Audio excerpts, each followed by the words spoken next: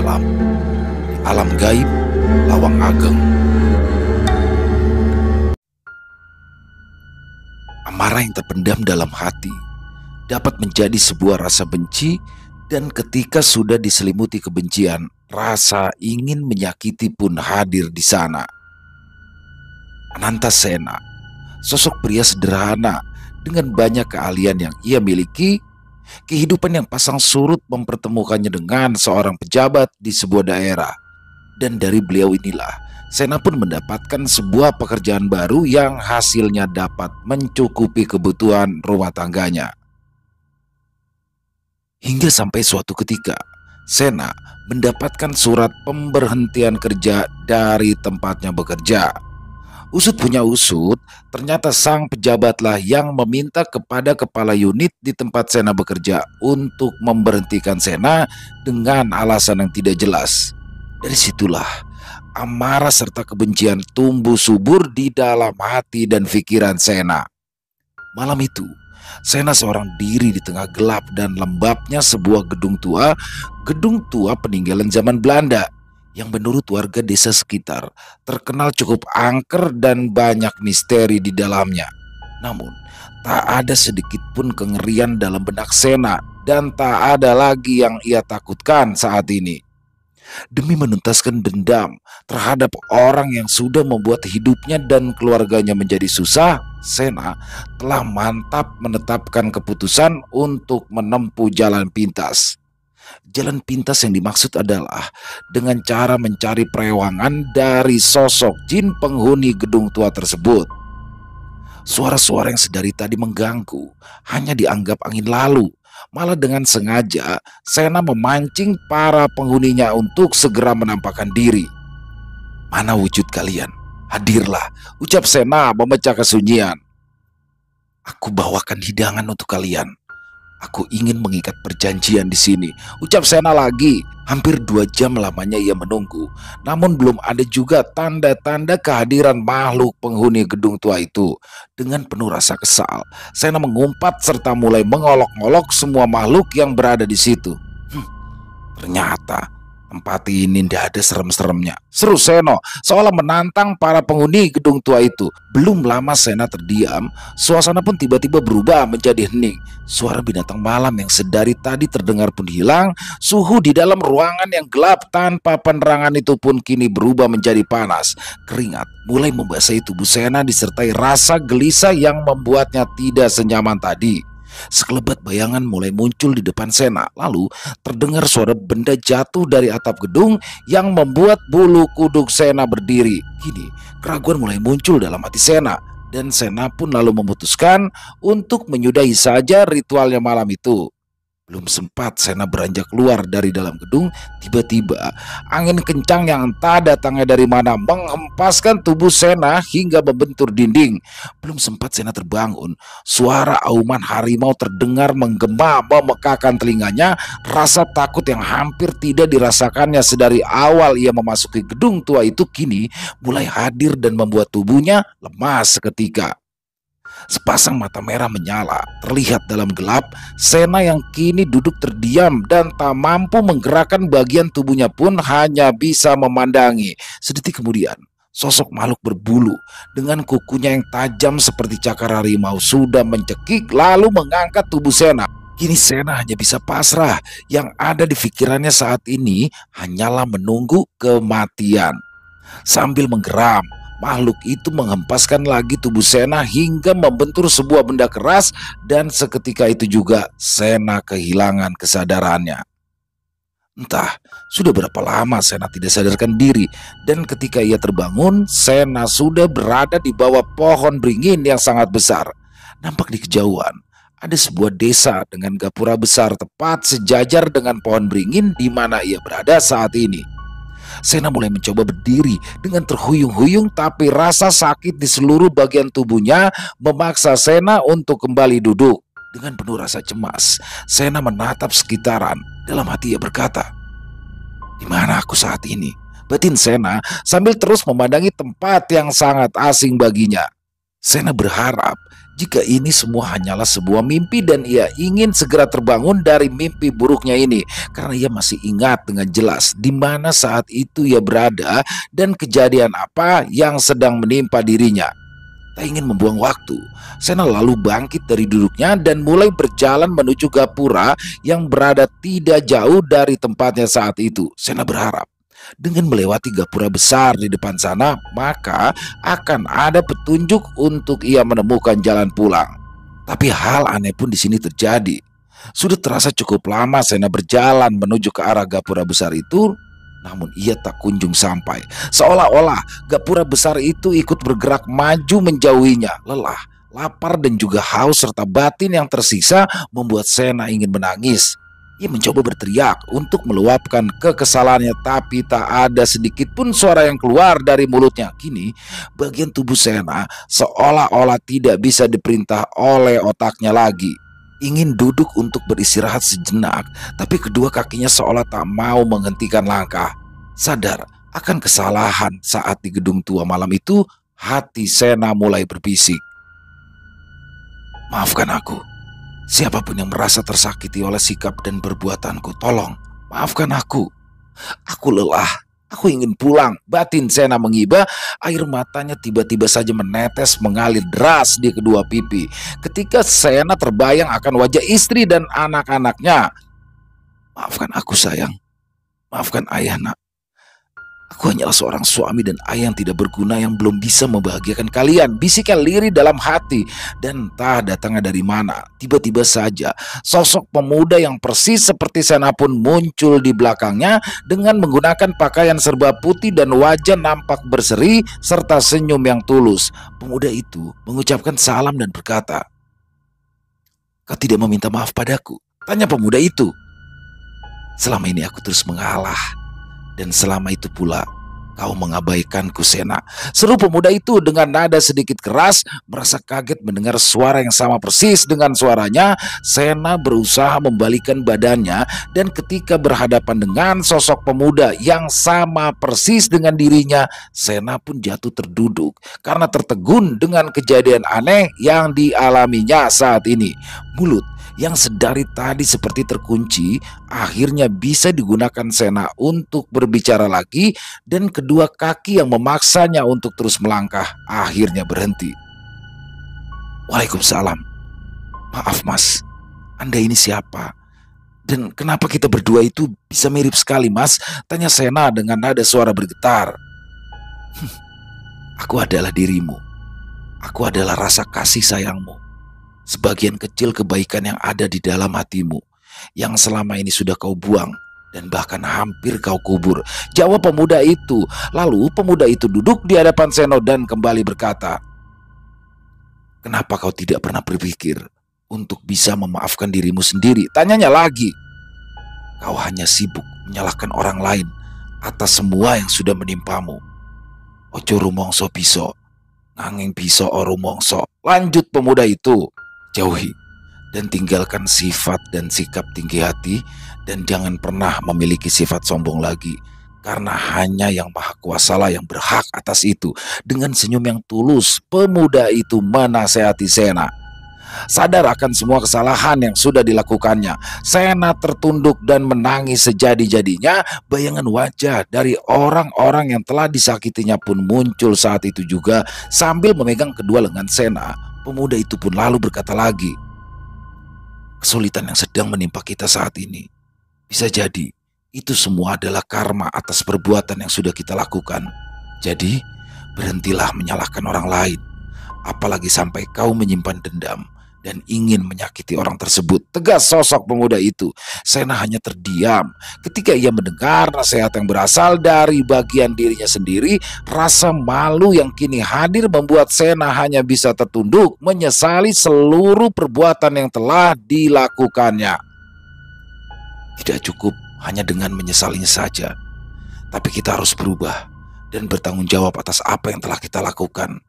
Karena setiap udara yang Tuhan izinkan untuk kita hirup itu bukan hanya berkah, tapi juga merupakan sebuah tanggung jawab, bisik sosok itu lagi.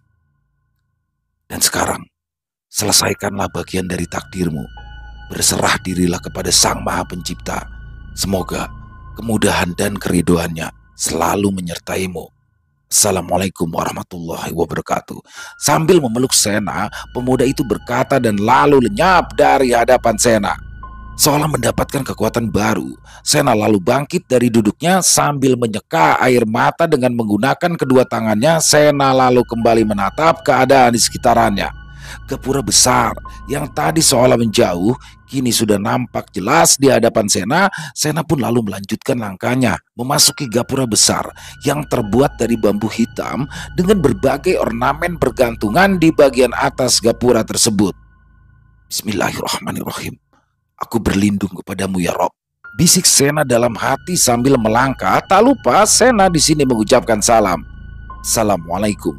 Ketika Sena sudah mulai melewati gapura besar itu, suasana pun seketika berubah menjadi gelap. Tadi sewaktu masih berada di luar gapura, suasana nampak seperti siang hari, panas matahari menyengat kulitnya. Tapi sekarang udara terasa sangatlah dingin hingga membuat gigi Sena gemeretak menahan dingin. Cukup lama Sena berjalan dalam gelapnya malam dan akhirnya di ujung jalan nampaklah cahaya berkelebat seperti nyala api. Sena pun segera berjalan menuju cahaya tersebut. Alhamdulillah, akhirnya ada juga rumah di sini, bisiknya dalam hati. Belum sempat Sena mengetuk pintu rumah tersebut, tiba-tiba saja sosok lelaki parubaya membukakan pintu dan segera menyuruh Sena untuk masuk. Sena yang merasa bingung pun segera masuk menuju ke dalam rumah itu. Beruntung kamu bisa sampai di sini, Nak, bisik pria itu sambil memegangi janggutnya. Banyak manusia yang datang secara tidak sengaja ke sini dan harus berakhir menjadi budak dari penguasa kami di sini, imbu pria pemilik rumah itu. Saat ini saya sedang berada di mana, Pak? Tanya Sena yang masih mendekap tubuhnya untuk menahan rasa dingin sambil memperkenalkan diri. Sosok pria setengah baya itu lalu berkata, di tempat ini, aku biasa dipanggil Simo, dan tugasku adalah menjaga gerbang gaib di bagian paling belakang dari kerajaan ini. Jelasnya, sekarang kau sedang berada di alam jin, tepatnya berada di kerajaan Bayu Geni, tegas Mbah Simo. Ya Mbah, maafkan atas segala kelancangan saya, balas Sena. Lalu, sebenarnya apa maksudmu menantang bangsa kami untuk hadir di gedung tua malam itu? Tanya Mbah Simo dengan wajah yang kini penuh amarah. Beruntung, aku dengan cepat membawamu pergi ketika Panglima Barat kerajaan ini lengah setelah melemparkan tubuhmu. Dan kini, Panglima yang bernama Durma itu sedang dalam kondisi murka dan sedang mencarimu untuk dijadikan budaknya. Tegas Mbah Simo lagi. Sena pun hanya diam tertunduk menyesali segala perbuatan bodoh yang dilakukannya malam itu. Maafkan aku Mbah, maafkan atas kebodohanku. Dengan penuh rasa penyesalan, Sena mengungkapkan rasa bersalahnya. Sebenarnya apa yang sedang kau cari? Kekayaankah? Atau kesaktian? Tanya Mbah Simo dengan nada yang lebih halus. Aku bisa saja mengantarmu ke tempat makhluk sebangsaku jika memang kekayaan ataupun kesaktian yang kau cari, ujar Mbah Simo lagi. Kini Sena menatap Mbah Simo dengan penuh harap. Dan sekarang hati dan pikiran Sena pun kembali diselimuti oleh hawa nafsu dan juga keserakahan. Dalam hati Sena berkata, dengan kesaktian maka aku bisa dengan mudah membuat keparat-keparat itu menyesali perbuatannya. Dia harus merasakan penderitaan yang aku rasakan selama ini. Dan dengan kekayaan, aku pun nantinya tidak perlu bersusah payah lagi bekerja, gumamnya dalam hati. Di dunia nyata, saat itu tubuh Sena terbaring tidak sadarkan diri dengan detak jantung yang lemah. Nampak seorang anak lelaki duduk di samping tubuhnya yang sudah terbaring selama 3 hari lamanya. Anak lelaki yang usianya belum genap 6 tahun itu sedang mengusap-ngusap kening sang ayah sambil sesekali memeluknya. Bu, apa ayah bisa sembuh lagi? Tanya anak lelaki itu. Sang ibu lalu menghampiri dan membelai halus rambut anaknya. Mari kita sama-sama berdoa ya nak. Kita minta kesembuhan buat ayah. Semoga Allah memberi kekuatan dan kesehatan untuk ayah, jawab ibu itu sambil menahan rasa sedih dan tak tega melihat suami tercinta yang hanya bisa terbaring dengan tidak sadarkan diri. Setelah ditemukan warga desa sekitar di gedung tua itu, Sena pun lalu diantarkan pulang oleh ketua RT setempat. Warga menemukan tubuh Sena terbaring tak berdaya dengan detak jantung sangat lemah. Tubuhnya terbaring di bawah sebuah pohon besar yang ada di depan gedung tua itu. Berdasarkan kartu tanda pengenal yang ada di dalam dompet Sena, akhirnya para warga pun sepakat untuk langsung mengantarkannya pulang. Bukan tanpa alasan, warga langsung membawa Sena pulang, tapi ketua RT setempat yang juga merupakan seorang ustadz merasakan jika ada aura mistis dalam tubuh Sena.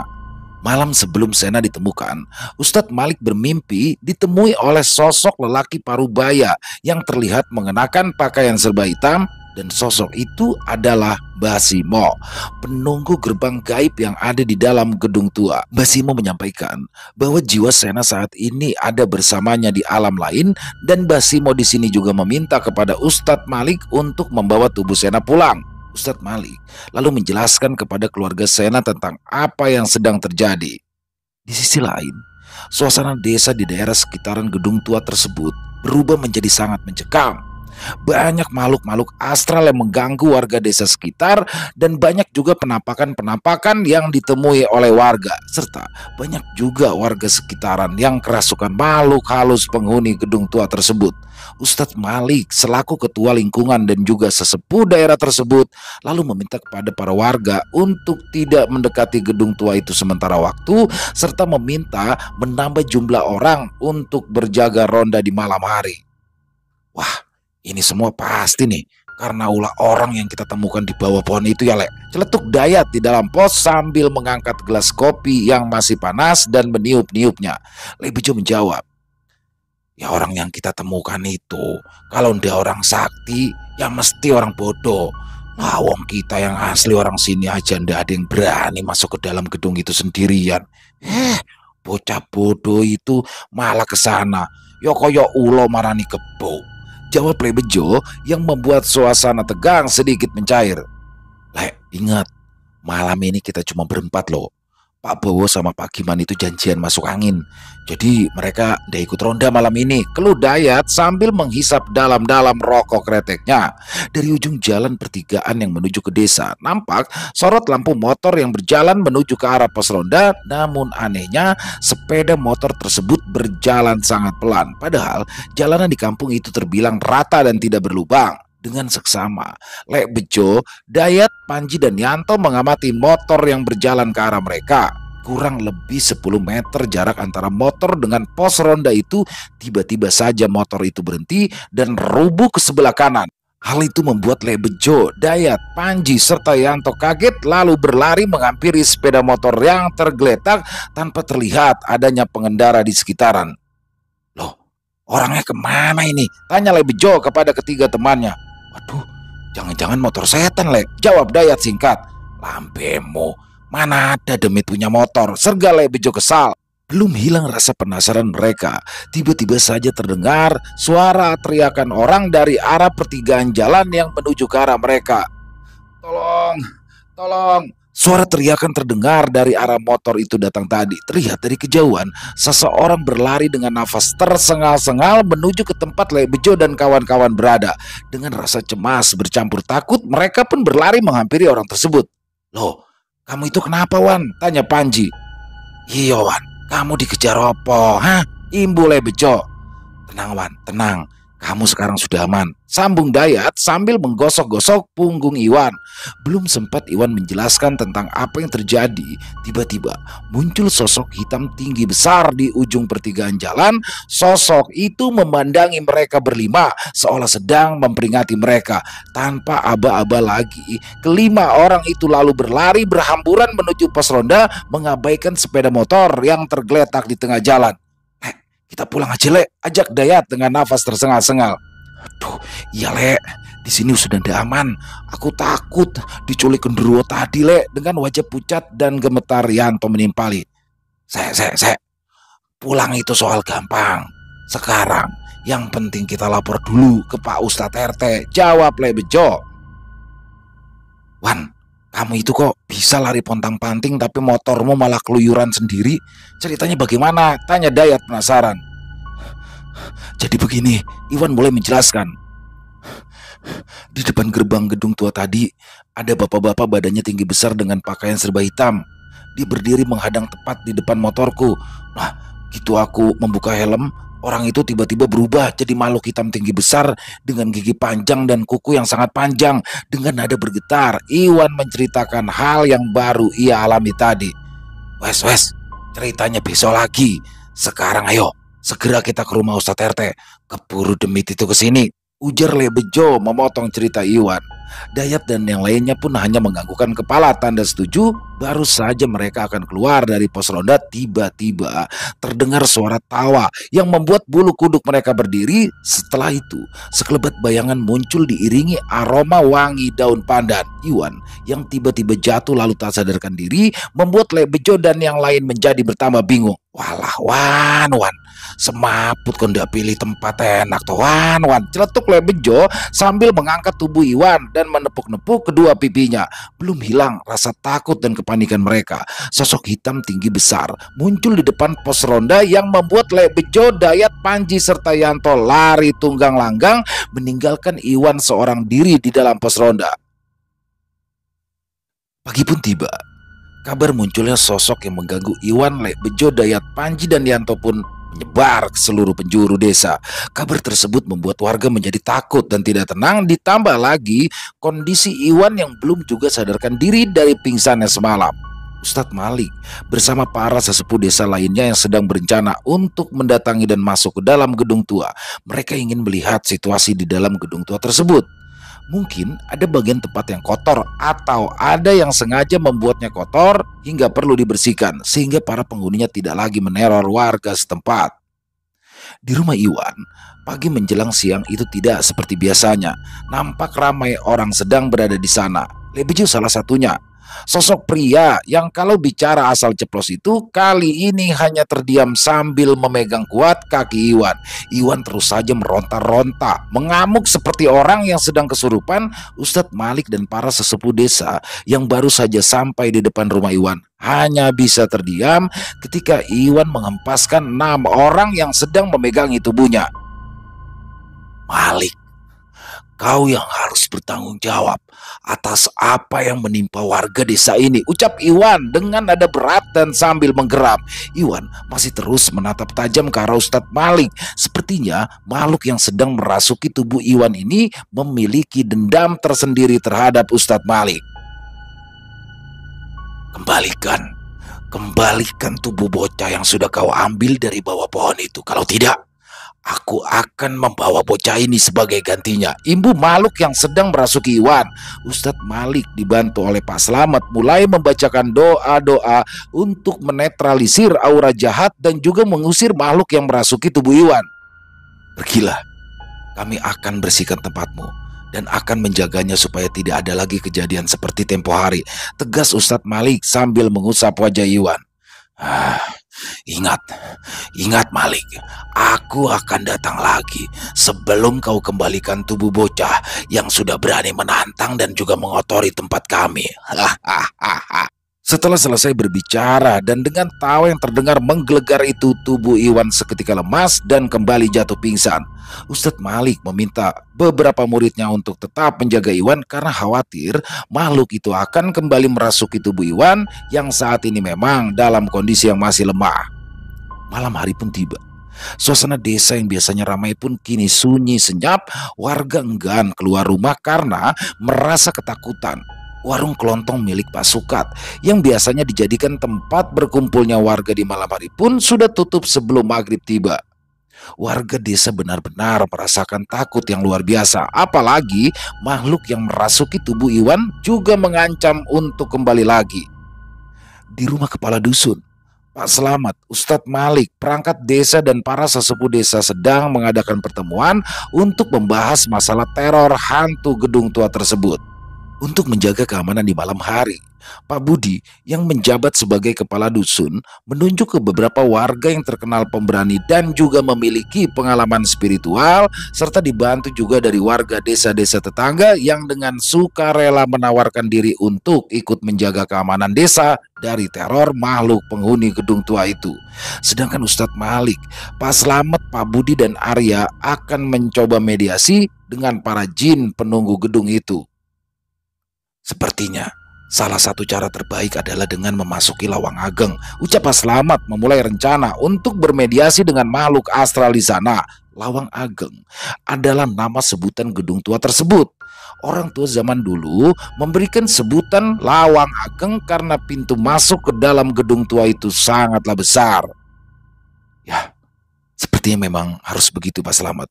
Tapi kita rencanakan dulu baik-baik agar tidak terjadi hal-hal yang tidak kita inginkan. Balas Ustadz Malik menyetujui rencana dari Pak Slamet. Setelah sepakat, akhirnya diputuskanlah bahwa Ustadz Malik dan Pak Slametlah yang akan masuk ke dalam gedung tua Lawang Ageng.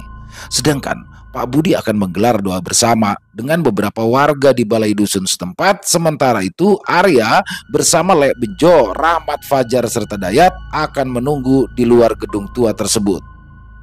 Di kediaman Sena, rasa khawatir sedang mendera keluarga Sena dikarenakan tubuh Sena kini mendadak bergetar menggigil seperti orang yang sedang kedinginan. Akhirnya paman Sena yang bernama Aji Sadewa pun turun tangan, diraihnya segelas air putih, lalu diberikan doa-doa dan diusapkan ke seluruh bagian tubuh Sena. Paman Aji pun lalu mulai menyelimuti tubuh Sena dengan menggunakan kain sarung yang ia kenakan. Ajaib, tubuh Sena seketika berhenti bergetar dan kembali tenang. Nasib telah membawamu melangkah begitu jauh, Sena. Dan semoga takdir ini akan membawamu kembali lagi ke dunia ini, gumam Paman Aji. Apa kau tidak bisa membantu ponaanmu lebih jauh lagi, Dewa? Tanya ayah Sena yang juga kakak dari Paman Aji Sadewa. Ya, kalau beruntung, aku mungkin bisa masuk menyusul Sena, Mas. Tapi belum tentu aku bisa kembali lagi, ucap Paman Aji menjelaskan. Mendapat kesulitan karena kemarahannya sendiri, ucap ayah Sena sambil memegangi kepala Sena. Ayo, mari sama-sama kita mendoakan Sena. Semoga Gusti Allah memberikan rahmat serta melindungi Sena dari segala tipu daya setan, ucap ayah Sena. Malam ketujuh, tepat 7 hari sudah Sena tidak sadarkan diri, malam Selasa Kliwon mungkin akan menjadi malam penentuan bagi Sena. Karena malam itu Ustadz Malik dan Pak Slamet akan masuk dan melakukan mediasi ke dalam Lawang Ageng. Sementara Pak Budi dan warga dusun sekitar juga akan mengadakan doa bersama di balai desa. Tubuh yang sudah seminggu terbaring tak berdaya pun tiba-tiba saja bergetar dengan kucuran keringat yang mengalir deras dari bagian keningnya. Istri Sena yang sedang tertidur lelap pun dikagetkan dengan kejadian itu yang membuatnya bingung harus melakukan apa. Dipandanginya tubuh sang suami yang perlahan mulai terangkat ke atas serta menggeliat seperti orang yang sedang kesakitan. Air mata pun mulai turun membasahi kedua pipinya. Rasa khawatir akan keselamatan sang suami pun membuatnya terus melantunkan doa-doa sambil memegangi tubuh yang kini melayang di atas tempat tidurnya. Ayah Sena yang mengetahui hal itu pun lalu menghampiri tubuh Sena, diusapkannya air pemberian dari Paman Aji Sadewa ke bagian wajah Sena sambil terus memanjatkan doa-doa untuk keselamatan Sena. Keajaiban pun muncul ketika Sena mulai membuka kedua matanya. Dengan tubuh yang masih melayang di atas tempat tidurnya, Sena mengucapkan salam. Assalamualaikum, ucap Sena dengan suara yang terdengar lirih. Ayah Sena dan juga istri Sena terkejut mendengar salam yang diucapkan Sena. Mereka berdua pun menopang tubuh Sena lalu mulai menurunkannya ke atas tempat tidur. Waalaikumsalam. Alhamdulillahirrab, kamu selamat Sena, ucap ayah Sena dengan penuh kebahagiaan dan juga rasa syukur yang amat besar. Dengan tangis bahagia, istri Sena pun memeluk erat tubuh Sena dan tak henti-hentinya mengucapkan syukur kepada Sang Maha Pencipta. Sena yang masih dalam kondisi lemah pun mulai beranjak dari tempat tidurnya dan berjalan ke arah kamar mandi untuk bersuci. Masih ada hal yang harus aku lakukan, Bun. Aku harus ke gedung tua itu sekarang juga, ucap Sena sambil mengenakan jaket yang selalu dipakainya kemanapun ia pergi. Tapi kondisi ayah masih sangat lemah. Apa ndak sebaiknya besok saja pergi ke sananya, balas istri Sena. Kasihan para warga desa yang sedang mempertaruhkan hidupnya untuk Kubun. Walaupun Paman Sedewa sudah di sana, tapi kekuatan makhluk-makhluk di sana sangatlah besar, jawab Sena mencoba menjelaskan. Ayah Sena yang sudah menunggu di ruang tamu pun segera memberikan pusaka warisan keluarga Prawira, sebuah tongkat kayu seperti akar yang sangat keras dengan warna hitam. Dengan sedikit wejangan, pusaka itu pun lalu diberikannya pada Sena. Pusaka ini sudah menunggu pemiliknya yang baru. Aku serahkan Ki Galih ini kepadamu untuk membantu menghadapi jin-jin jahat yang menyesatkan dan selalu mencoba mencelakai manusia. Berjuanglah untuk kebaikan, membantu sesama tanpa pamrih dan lillahi ta'ala, ucap Ayah Sena menjelaskan. Apakah aku kuat dengan kelebihan yang aku dapatkan saat ini ya? Tanya Sena sambil memandangi tongkat kayu Ki Galih yang kini sudah berada di tangannya. Mungkin ini sudah menjadi takdirmu.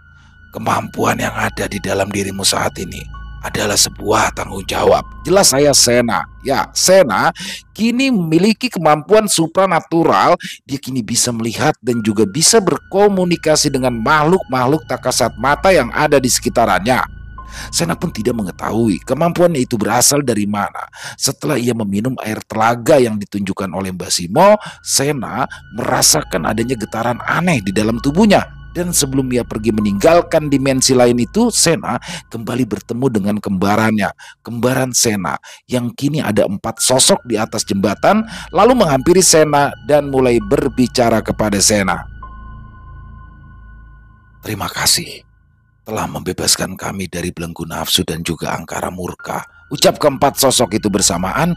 Kembaran Sena yang memancarkan cahaya kemerahan pun lalu memeluk Sena sambil berkata, akulah amarahmu, akulah yang sudah menyiksamu dengan rasa dendam dan sakit hati.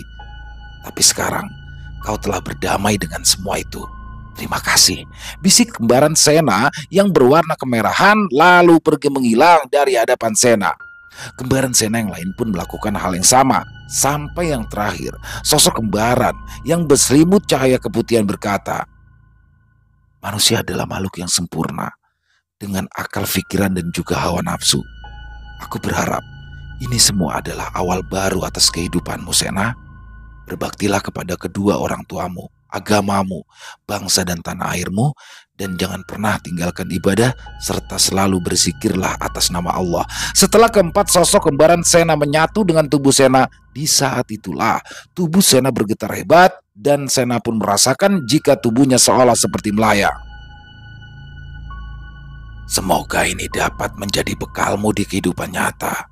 Bantulah orang-orang kecil yang terzalimi.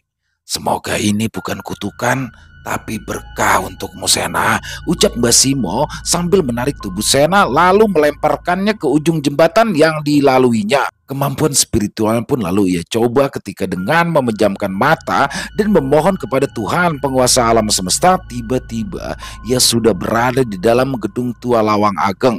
Sena memang sengaja langsung menuju ke bagian dalam gedung yang menjadi gerbang untuk menuju kerajaan alam gaib Bayu Geni. Tujuannya adalah menutup gerbang itu dan menguncinya sehingga makhluk-makhluk lain tidak berdatangan lagi ke gedung tua itu.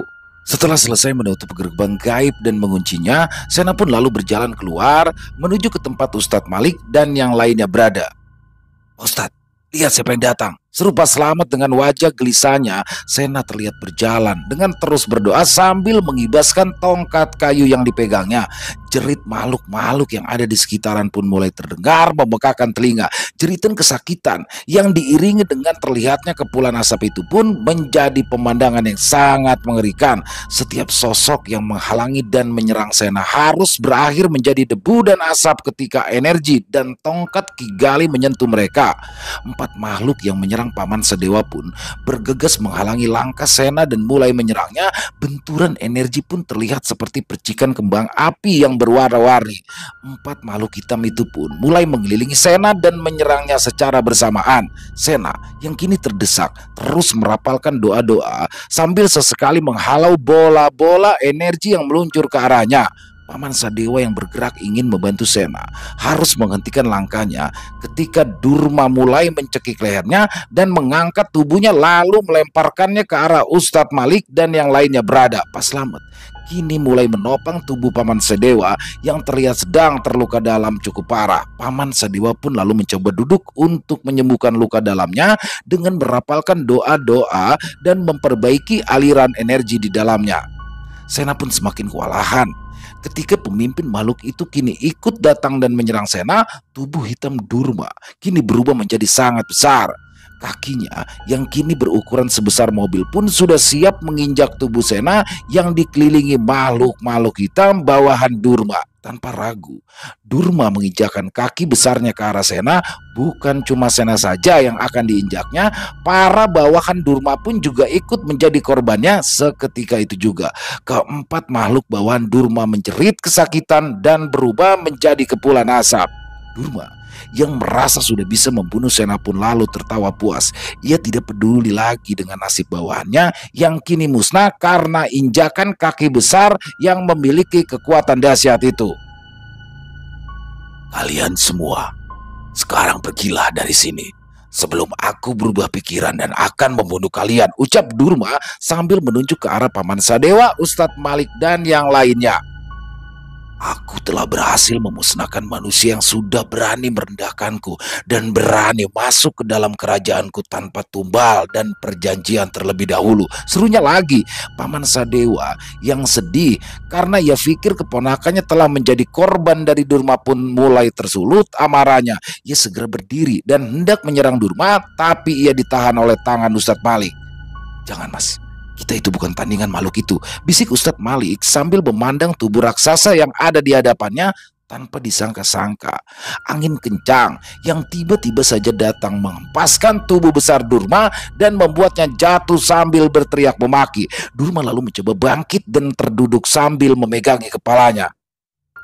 Kau sudah banyak menyesatkan orang, dan hari ini kau akan musnah Durma, ucap sosok yang kini terlihat seperti sosok Sena dan kini sudah berdiri di atas kepala Durma. Ustadz Malik lalu mulai mengkumandangkan azan dengan suara yang lantang. Sena melompat ke depan makhluk raksasa itu sambil merapal doa-doa yang seketika membuat tubuh Durma kembali ke ukuran manusia biasa. Paman Sadewa melemparkan tasbihnya ke arah Durma yang seketika mengikat tubuh Durma dengan memancarkan cahaya kuning kemerahan. Durma yang kini tak berdaya hanya menggeliat seolah seperti cacing yang disiram air panas. Suaranya hanya terdengar menggeram. Setelah azan yang dikumandangkan Ustadz Malik selesai, tubuh Durma pun lalu terlihat mengeluarkan asap dan percikan api. Perlahan tubuhnya menyusut seiring gumpalan asap yang kian menebal. Akhirnya sosok makhluk hitam besar itu pun menghilang dan hanya menyisakan onggokan debu yang di atasnya terdapat tasbih milik Paman Sadewa. Waktu kala itu menunjukkan pukul 3 pagi. Ustadz Malik, Pak Slamet, Lek Bejo, Dayat, Arya, serta yang lainnya pun lalu beranjak meninggalkan gedung tua. Paman Sadewa dan Arya pun berpamitan kepada mereka dan berjanji untuk menemui Ustadz Malik dan juga warga desa lainnya jika nanti kondisi tubuh Sena dan Paman Sadewa sudah membaik. Ketika Sena melangkahkan kakinya keluar dari pagar gedung tua itu, tiba-tiba muncul sosok ular besar sedang melingkar di tempat Durma menghilang tadi. Ular itu memandang ke arah Sena sambil menjulurkan lidahnya. Sena pun hanya bisa terdiam dan terus melangkah pergi karena tidak ada energi yang mengancam dari sosok ular tersebut. Selesai. Wow, luar biasa. Kisah dari Isabella Putri, penulis muda berbakat yang merupakan anak dari penulis favorit kita semua, anak dari Mas Untung Prasetyo. Wah, luar biasa. Ini Mas Untung ini kayak Sudiro ya, yang mana punya anak yang menuruni bakat dari ayahnya. Jadi Isabella Putri ini adalah remaja putri yang menuruni bakat dari Mas Untung sendiri, menjadi penulis handal ya. Luar biasa. Kisah pertamanya yang kita upload di channel Lilo Bercerita ini sangat-sangat keren dan hampir ya tulisannya juga hampir-hampir mirip dengan karya dari Mas Untung ya. Di sini adalah tentang Sena, Anantasena, di mana Sena ini akan menjadi tokoh nih nantinya. Keren banget. Dan di sini adalah kisah awal dari mana Sena bisa mendapatkan kesaktiannya ya. Jadi mudah-mudahan ini Isabella Putri ini bisa konsisten terus ya dalam menulis sehingga nanti bisa menyamai untuk ayahnya sendiri yaitu Mas Untung Prasetyo. Dan Mas Untung dibimbing terus nih, asli keren banget. Ini kisahnya keren banget, alurnya udah dapet, pentokohannya juga udah dapet, tinggal di ya sedikit dipoles itu bisa lebih keren lagi ya karena cewek ya. Jadi action udah dapet, nanti apalagi akan ada sedikit ininya romansnya. Biasanya kalau cewek lebih ahli ke situ. Jadi overall kisahnya keren banget dan semoga teman-teman semua suka ya dengan kisah barusan, kisah dari Isabella Putri. Semoga bisa menghibur teman-teman para pecinta penikmat horor misteri. Lebih khusus lagi kepada para subscriber dari channel Ilo Bercerita. Dan dalam kisah barusan banyak sekali ya hikmah yang bisa kita ambil dari kisah barusan itu benar-benar. Jadi ketika kemarahan, dendam itu akan menghasilkan sesuatu yang buruk. Dan dalam kisah barusan tuh banyak sekali ya pesan-pesan kehidupannya bahwa jadi kembarannya tadi dari Sena sendiri itu adalah bagian dari dirinya sendiri ya, mengingatkan tentang kesalahan-kesalahannya sehingga kedepannya Sena bisa belajar dari kesalahannya. Wah keren banget, asli kisahnya keren banget. Dan silakan mungkin buat teman-teman yang punya komentar lain, yang punya pendapat lain bisa dituliskan di kolom komentar ataupun hanya sekedar saling menyapa silakan. Insya Allah kami akan membalasnya satu persatu. Dan yang suka dengan video barusan bisa diklik tombol like-nya, tombol jempolnya, atau bisa juga dibantu share linknya ya agar yang lain juga merasa ikut terhibur. Kami juga ingin mengucapkan terima kasih kepada semua teman-teman yang sudah selalu setia mendukung channel kami, yang sudah selalu hadir di setiap harinya. Karena kehadiran dari teman-temanlah kami selalu bersemangat berkarya di setiap harinya.